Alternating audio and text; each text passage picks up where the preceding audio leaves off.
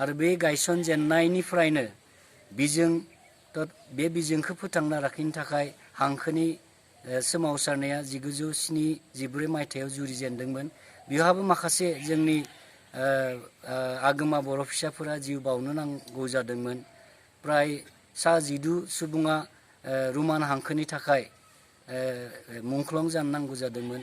बिथांमोननि नाजानायावनो जोंनि बर' रावा बिथांमोननि नाजाजेनबोनायनिफ्रायनो जोंनि बर' रावा दिनै आथाल आथाल आवगायबोनानै थांनाय जों बयबो मिथिगौ।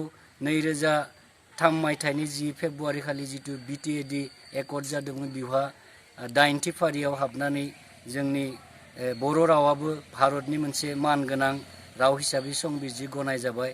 आरोबो गोजोनथावना बाथ्रा जिथु बर'नि 3थि एकर्ड जिथु बिटिआर एकर्ड बेयावबो जोंनि बे बर' रावा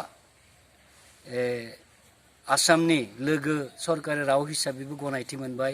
लोगोसेनो बर' थुनलाइ आफादा बेफोर माखासे बोसोरनिफ्रायनो नांथाबबोनाय बर' आरो गुबुन ट्राइबेल रावनि थाखाय आलादा बिथोनखौआबो गनायथि मोनबाय। गतिके बे बर' थुनलाइ आफादनि जिथु दैदेननायावनो जों गिबियाव सानदोंमोन जों बर' मिडियामल' मोनदों, बर' रावखौल' जों फरायनो मोनदों। नाथाय बिनिख्रुइबो जों बर' राव गेवलांथों, बर' राव गेवलांथों, बर' राव थांना थाथों, बर' राव थांना थाथों। बर' थुनलाइ आफादनि दैदेननायावनो लामा दिन्थिनायावनो निस्सय जोंबो राजखान्थियारि राजखान्थि रैखाथि हिसाबै मैया दाखालि बावैसो 2020 मायथाइनि 27 जानुवारि खालिबो जों बड' कसारि वेलफेयार अट'नमास काउन्सिल मोननो हाबाय। बेफोरनि गासैनिबो गुदियावनो बर' थुनलाइ आफादनि बिहोमा दङ होननानै आं सानो।